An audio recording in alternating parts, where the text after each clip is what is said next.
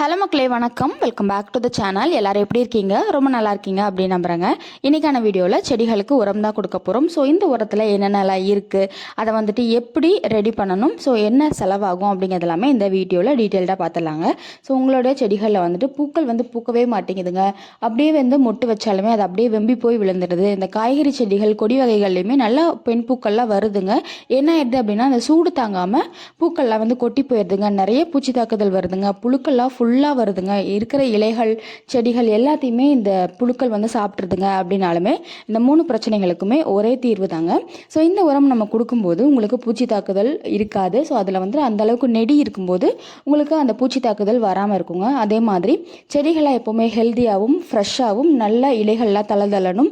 அதே மாதிரி உங்களுக்கு நிறைய பூக்கள் பூக்கருக்கு இந்த உரம் போதுமானதாக இருக்கும். நம்ம மாடித்தோட்டத்துக்கு தேவையான அனைத்து பொருட்களுமே அவைலபிளாக இருக்குங்க. க்ரோ பேக்கு, சீட்ஸு, ட்ரெயின்செல் மேட்டு, பயோ ஃபர்டிலைசர்ஸ் எல்லாமே இருக்குது. இப்போ புதுசாக மூலிகை நாற்றுகளும் பூச்செடிகளும் கொஞ்சம் கொஞ்சமாக கொண்டு வந்திருக்கும். வேணுங்கிறவங்க வாட்ஸ்அப் பண்ணிக்கோங்க. கொரியர் அண்ட் பார்சல் சர்வீஸ் மூலிமா அனுப்பி வச்சுருக்கோம். கோயம்புத்தூரில் இருக்கீங்க அப்படின்னா டெலிவரி அவைலபிளாக இருக்குங்க. டெலிவரி காஸ்ட் எக்ஸ்ட்ரா வருங்க.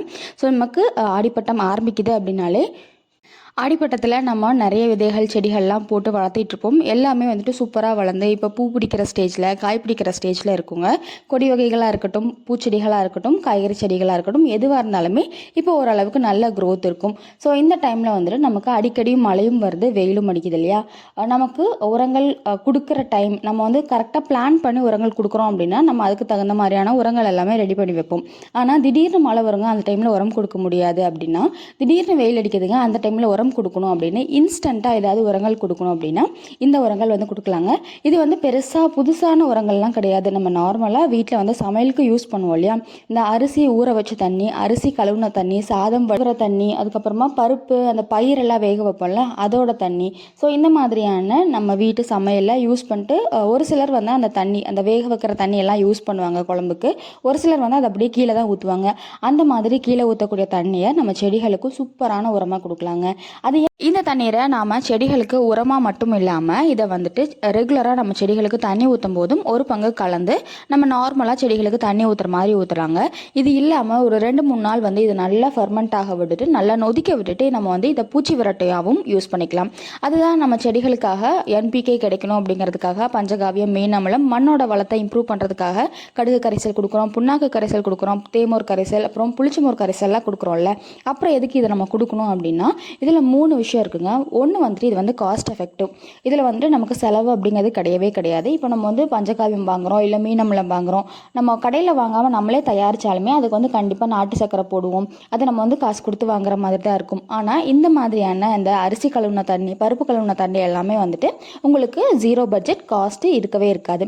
ரெண்டாவது விஷயம் என்ன அப்படின்னா இதில் எக்கச்சக்கமான சத்துக்கள் இருக்குங்க.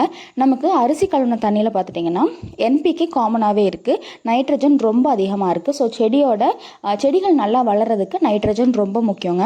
அடுத்ததாக நம்ம பருப்பு கழுவுன தண்ணி, பருப்பு ஊற வச்ச தண்ணி, அதுக்கப்புறமா பருப்பெல்லாம் வேக வச்சு அந்த தண்ணி வடித்து எடுப்போம் இல்லையா? இந்த தண்ணியில் பார்த்துட்டிங்கன்னா பொட்டாசியம் ரொம்ப அதிகமாக இருக்குது. எல்லாருக்குமே தெரியும் ஒரு செடி பூக்கறதுக்கு பொட்டாசியம் சத்து ரொம்ப முக்கியம். நமக்கு எல்லாருக்குமே காமனாக தெரிஞ்சது பார்த்துட்டிங்கன்னா இந்த வாழைப்பழத்தில் பொட்டாசியம் அதிகமாக இருக்குது அப்படிங்கிறது. வாழைப்பழத்தை நம்ம காய வைக்கணும் அப்படின்னாலும் டைம் எடுக்கும். இல்லை நீங்கள் அரைச்சி அதை ஒரு மாதிரி ப்ராசஸ் பண்ணி நீங்கள் உரங்களாக கொடுக்கணும், இல்லை மக்க வச்சு கொடுக்கணும் அப்படின்னாலுமே உங்களுக்கு டைம் அப்படிங்கிறது எடுக்குங்க.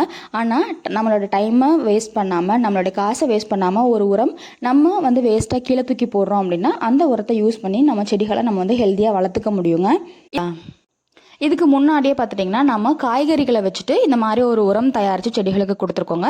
ஸோ அந்த உரமும் நம்ம செடிகளுக்கு கொடுக்கலாம். இது நம்ம தண்ணியாக வேஸ்ட்டு தண்ணி நம்ம தூக்கி வீசுவோம் இல்லையா? அந்த தண்ணீர்லேயுமே சத்துக்கள் ரொம்ப அதிகமாக இருக்குங்க. நம்ம அரிசி ஊற வச்ச தண்ணியாக இருக்கலாம், பருப்பு ஊற வச்ச தண்ணி, பருப்புகள் வேக வச்ச தண்ணி. இப்போ நடக்கடலையெல்லாம் வாங்குகிறோம் அப்படின்னா அதை வேக வச்சுட்டு அந்த தொளி, அந்த தண்ணியெல்லாம் நம்ம கீழே தான் ஊற்றுவோம். ஸோ அதையுமே நம்ம செடிகளுக்கு ஊற்றலாங்க. இப்போ நம்ம மாவு ஆட்டுறோம் அப்படின்னா அந்த மாவு ஆட்டி முடிச்சதுக்கப்புறமா கழுவுன தண்ணி, அரிசி உளுந்து ஊற வச்ச தண்ணி, இது எல்லாமே பார்த்துட்டிங்கன்னா நமக்கு நைட்ரஜன், பொட்டாசியம், பாஸ்பரஸ், செடி வளர்க்க தேவையான சத்துக்கள் அதிகமாக இருக்கக்கூடிய தண்ணீர் தான். இது நம்ம என்ன நினைக்கிறோம் அப்படின்னா அது வேஸ்ட் தண்ணின்னு சொல்லி கீழே ஊற்றிடுறோம். ஆனால் இதை நம்ம செடிகளுக்கு கொடுக்கும்போது செடிகளோட வளர்ச்சி ரொம்ப நல்லா இருக்குங்க. ஸோ இந்த மாதிரியான உரங்கள் நம்ம கொடுக்கும்போது நம்மளோட செடிகளுக்கு என்ன பெனிஃபிட் அப்படின்னு பார்த்தலாம். ஸோ முதல் விஷயம் பார்த்துட்டிங்க அப்படின்னா உங்களுக்கு நைட்ரஜன், பொட்டாசியம், பாஸ்பரஸ் செடிகளுக்கு தேவையான சத்துக்கள் கிடைச்சிரும்.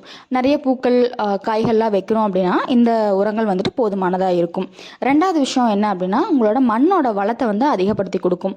மண்ணுக்குள்ளே வந்துட்டு உள்ள நுண்ணுயிர்கள் எல்லாத்தையும் வளர வச்சு அதாவது நமக்கு நன்மை செய்யக்கூடிய பாக்டீரியாக்களை வளர வைக்குது அப்படின்னா அந்த செடி வந்துட்டு நல்லா ஹெல்த்தியாக இருக்குங்க. மூணாவது வந்து பூச்சி விரட்டி. இதை வந்துட்டு ஒரு 3 நாள் 4 நாள் வந்து நல்லா புளிக்க வச்ச செடிகளுக்கு கொடுக்கும்போது ஒரு ஸ்மெல்னாலேயே பூச்சி தாக்குதல் நம்மளோட தோட்டத்துக்கு வராதுங்க. ஸோ பூச்சிகள்லேருந்து நம்மளோட தோட்டத்தை நம்மளோட செடிகளை நம்ம வந்து காப்பாற்றிக்க முடியும். ஸோ அடுத்ததாக பார்த்துட்டிங்கன்னா இந்த உரம் வந்துட்டு நம்ம செடிகளுக்கு கொடுக்கறனால செடிகள் வந்து எப்போவுமே பச்சை பசேல்னு ஃப்ரெஷ்ஷாக இருக்கும்.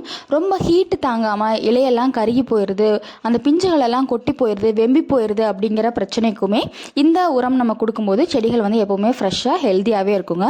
அதே மாதிரி அந்த செடியோட அந்த தண்டு பகுதியுமே வந்துட்டு நல்லா ஸ்ட்ராங்காக ஆக்கிறதுக்கு இந்த உரம் வந்து யூஸ்ஃபுல்லாக இருக்குது. இது எப்படி தயாரிக்கணும் அப்படின்னா ஒன்றும் இல்லைங்க. நம்ம வீட்டில் இன்றைக்கி எப்படியும் அரிசி ஊற வைப்போம், அதை கழுவி வைப்போம் இல்லையா, அந்த தண்ணியை நம்ம எடுத்து வச்சுக்கலாம். ஸோ இதுக்குன்னு ஒரு பக்கெட் மாதிரி நம்ம போட்டுக்கலாம்.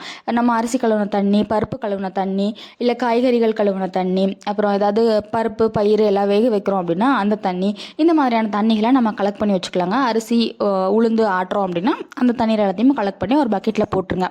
இது நீங்கள் ரெகுலராக தண்ணி செடிகளுக்கு ஊற்றுற மாதிரி இருந்துச்சு அப்படின்னா இன்றைக்கி வரக்கூடிய தண்ணி எல்லாத்தையுமே கலெக்ட் பண்ணி இன்றைக்கி நைட்டு வந்து அப்படியே விட்டுருங்க. அடுத்த நாள் காலையில் என்ன பண்ணலாம் அப்படின்னா நம்ம கலெக்ட் பண்ணி வச்சுருக்கக்கூடிய தண்ணி ஒரு பங்கு, சாதா தண்ணி ஒரு பங்கு அப்படின்னு நம்ம மிக்ஸ் பண்ணி செடிகளுக்கு டெய்லியுமே ஊற்றலாங்க. அதனால் எந்த பிரச்சனையுமே செடிகளுக்கு வரப்போகிறது கிடையாது. அடுத்ததாக உரமாக யூஸ் பண்ணுறீங்க இல்லை பூச்சி விரட்டியாக யூஸ் பண்ணுறீங்க அப்படின்னா, அதாவது நீங்கள் இது ஒரு வாட்டி யூஸ் பண்ணீங்க அப்படின்னா உங்களுக்கு பூச்சி விரட்டியாகவும் இருக்கும், அதே மாதிரி செடிகளுக்கு உரமாகவும் இருக்கும். இன்றைக்கி செடிகளுக்கு நம்ம பூச்சி விரட்டியாக கொடுக்குறோம் அப்படிங்கும்போது அந்த நம்ம ஊற வைக்கிறோம்ல அந்த தண்ணி, அதை வந்துட்டு 3 நாள் வரைக்குமே மூடி போட்டு நம்ம அப்படியே க்ளோஸ் பண்ணி வச்சிடணுங்க. 3 நாள் கழித்து நம்ம அதை ஓப்பன் பண்ணோம் அப்படின்னா நல்லா நொதிச்சு நல்லா அந்த ஃபெர்மெண்டேஷன் ப்ராசஸ் ஆகி நல்ல ஒரு குப்புன்னு ஒரு ஸ்மெல் வரும். ஸோ இதை வந்து என்ன பண்ணோம் அப்படின்னா இந்த புளிச்ச தண்ணீரை வந்துட்டு ஒரு பங்கு எடுக்கிறோம் அப்படின்னா அது கூட 2 பங்கு தண்ணீரை கலந்து செடிகளுக்கு நம்ம ஊற்றி விடலாங்க. இந்த மாதிரி அந்த குப்புன்னு அந்த புளிச்ச ஸ்மெல் பார்த்துட்டிங்க அப்படின்னா பூச்சி விரட்டியாகவும் நமக்கு வந்து செயல்படும், செடிகளுக்கு உரமாகவும் நமக்கு செயல்படுங்க. ஸோ நீங்கள் செடிகளுக்கு தண்ணீராக ஊற்றுறீங்க அப்படின்னா நம்ம ரெகுலராகவே ஊற்றலாம், செடிகளுக்கு எந்த ஒரு பாதிப்பும் வராது. இதுவே வந்துட்டு நீங்கள் புளிக்க வச்சு செடிகளுக்கு பூச்சி விரட்டியாக ஊற்றுறீங்க அப்படின்னா வாரத்துக்கு ஒரு தடவை கொடுக்கறது பெஸ்ட்டுங்க. ஸோ இந்த உரம் பார்த்துட்டிங்கன்னா நம்ம செலவு பண்ணாமல் ரொம்ப ஈஸியாக செய்யக்கூடிய உரம் தான். நீங்கள் இன்ஸ்டண்ட்டாக நான் வந்து ரெடி பண்ணிட்டேங்க, அதை கொண்டு போய் செடிகளுக்கு ஊற்றணும் அப்படின்னா கூட செடிகளுக்கு ஒரு பங்கு தண்ணீரோட மிக்ஸ் பண்ணி நம்ம நார்மலாகவே செடிகளுக்கு தண்ணி ஊற்றுற மாதிரி ஊற்றிக்கலாம். இந்த உரம் வந்து நமக்கு செலவும் கம்மி, அதே மாதிரி இதுக்குள்ள பலன்களும் வந்து ரொம்ப அதிகங்க. ஸோ இனிமேல் நீங்கள் செடிகளுக்கு உரம் கொடுக்கணும் அப்படின்னா இந்த மாதிரி மெத்தடில் ட்ரை பண்ணி பாருங்கள். காஸ்ட் எஃபெக்டிவாகவும் இருக்கும், அதே மாதிரி இதில் இருக்கக்கூடிய பலன்களும் ரொம்ப அதிகங்க. இந்த வீடியோ யூஸ்ஃபுல்லாக இருக்கும்னு நினைக்கிறேன். வீடியோ பிடிச்சிருக்கு அப்படின்னா லைக் பண்ணிக்கோங்க, மறக்காமல் நம்ம சேனலை சப்ஸ்கிரைப் பண்ணிக்கோங்க. தேங்க்யூ.